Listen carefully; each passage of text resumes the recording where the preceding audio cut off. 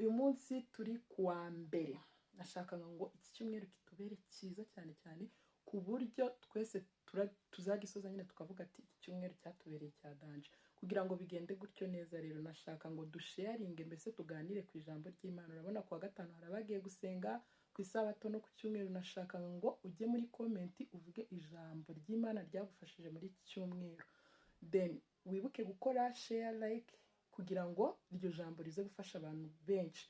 Then ngiye ikintu nashaka kubabwira no kubamara impungenge no kongera kubagaruriramo ibyiringiro mu ijambo ry'Imana.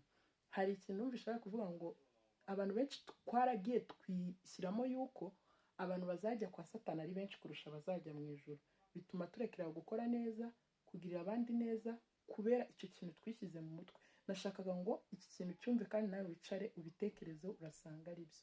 Ese niba tuvuga yuko Imana na Satani biri mu ntambara